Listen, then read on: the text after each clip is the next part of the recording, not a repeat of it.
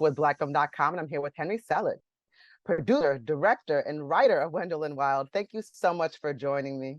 Happy to be here, and I'm a co-producer with Jordan Peele and Alan Goldsmith and co-writer with Jordan. No, I was gonna give all the credit. I'm so happy that you did that, though. That's you're like, I don't want to overstate it or take all the credit. That's so wonderful of you, Henry. So, you've solidly, brought us over the years animated classics, things that I grew up on, like The Nightmare Before Christmas or James and the Giant Peach. I do wonder who your co-writer and co-producer and co-director Jordan Peele, how did you guys come up and conceptualize this theme? It's so different and it's interesting, but it's uniquely very fun. It actually began many years ago when my grown sons were little and acting like little demons. I did a sketch of them as demons, and I wrote a short story, Wendell Wild. And all the characters in the film today, there's a version of them back then.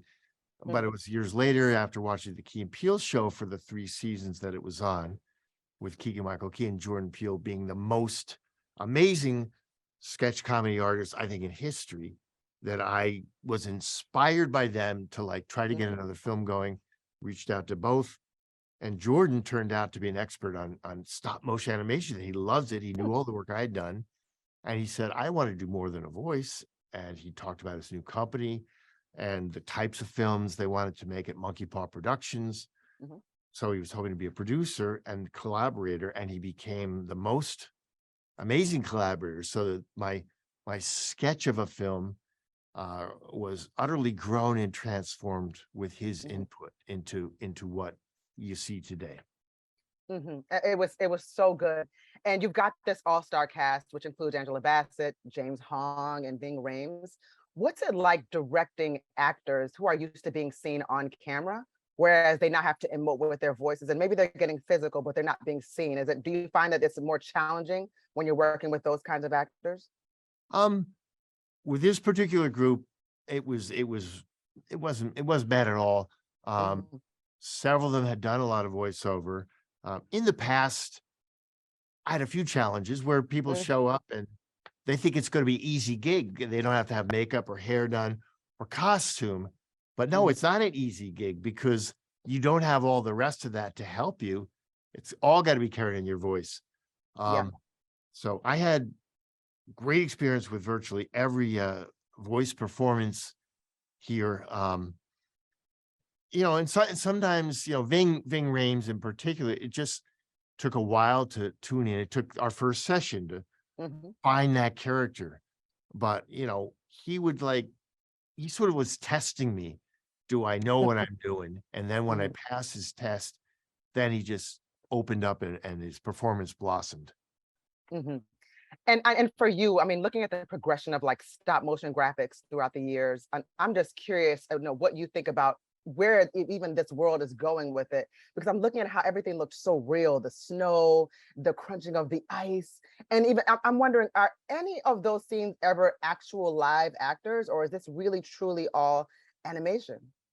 In the long career I've had, and mainly from the first film I directed for producer Tim Burton till now, there have been a lot of innovations, digital this, digital that, and ways that we could improve or use more CG.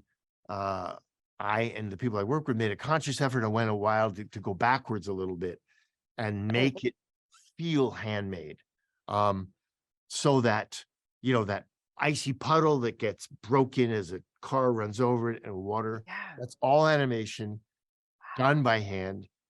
I wanted to make sure that we didn't just throw CG in all over the place because we could, but we certainly use it to paint out a rig. If a character flies or jumps, instead of hanging them from wires, we can now put in a motion control rig to fly them, but then we could paint it out digitally.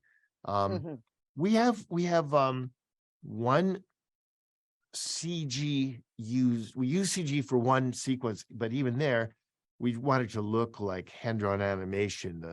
The big sort of living shadow scene in the redemption chamber.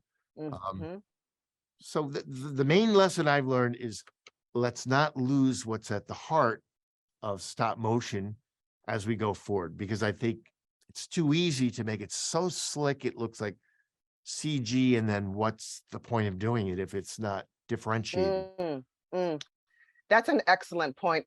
Again, I thank you so much for your time. This is an excellent film. It's going to be so fun when the kids get out to get spooked, and scared by this movie. And it's just a beautiful piece to watch. I was finding myself stopping and watching, like, just look at it, like it's beautiful. Oh, that But means so much. again, I'm so happy you like it. I hope so. I'm gonna give you all your credit. I know you're but we're gonna also, my name is Coco with blackfilm.com. And again, I'm here with Henry Selick. He is the co-producer, director, and writer of Wendell Wild. It's a great film, guys. It's in theaters October 21st, and it will be out on Netflix on October 28th. You are going to enjoy this really spooky film. Thank you so much for your time. Yeah, what she said. Thank you so much for yours. I hope I did that justice, right? Yeah.